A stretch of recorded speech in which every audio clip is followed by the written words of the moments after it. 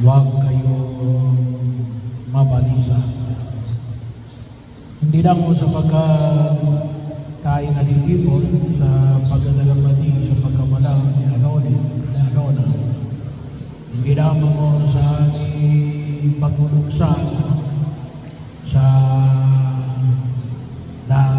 pagkakataon na nawalan tayo ng mahal sa buhay.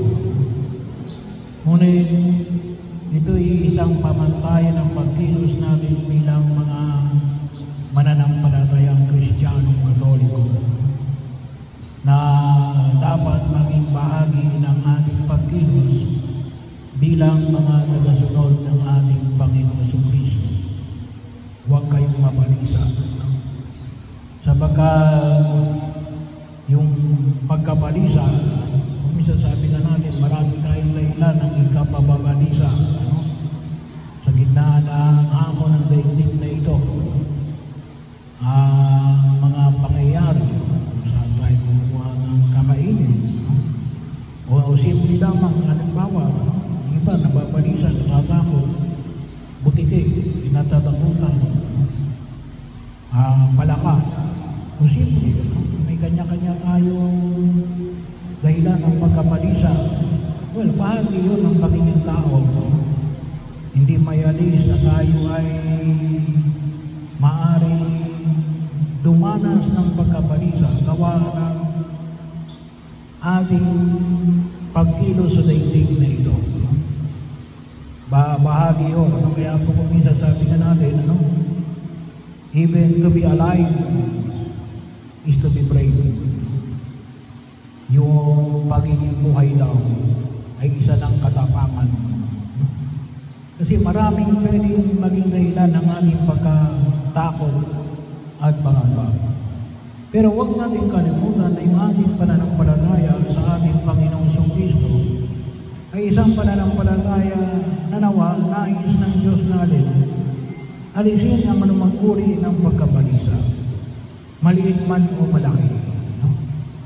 Yun nawa yung makita mo natin o na nais ng Diyos na ipagkaloob niya sa atin at higit natin pakinabangan.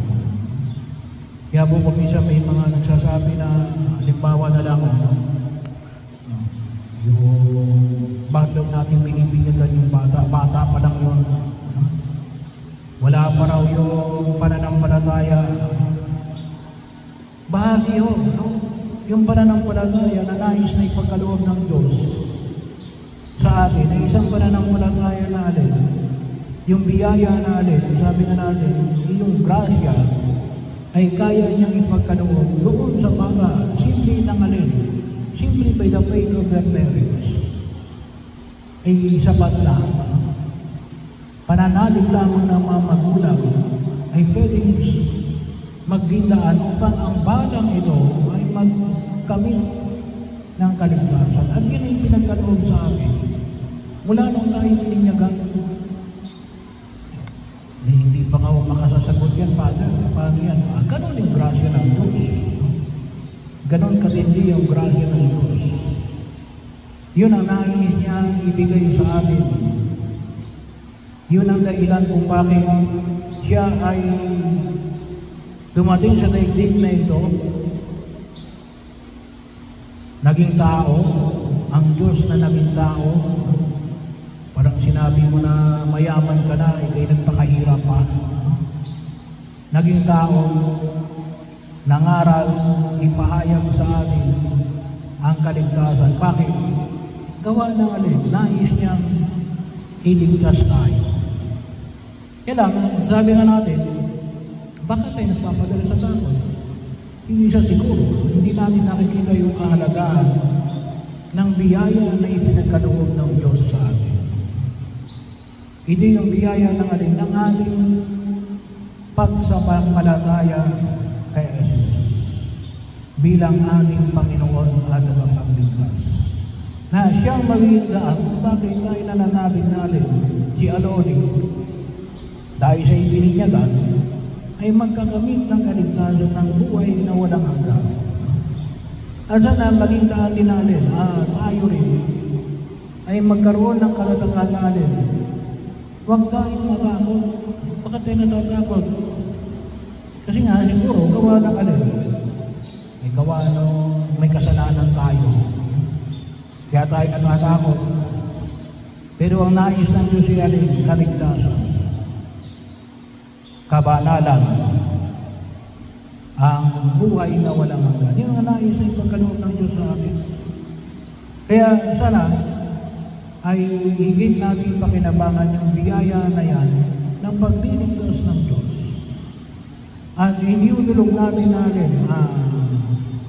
na yan ay hatol sa hindi lamang sa pagtahak natin sa daigdig na ito habang tayo nabubuhay, ngunit higit sa lahat na rin hanggang sa kabilang buhay. Nais na ipagkaloob ng Diyos sa atin. Ay, yun ang nais na ipagkaloob ng Diyos. Pero sa atin, kung tatanggapin natin o babaliwalain natin. Kaya sana ito yung magiging pangawakan din natin kung bakit nananalig tayo natin. Si Alona ay makasama ng Diyos sa kanyang kaharian.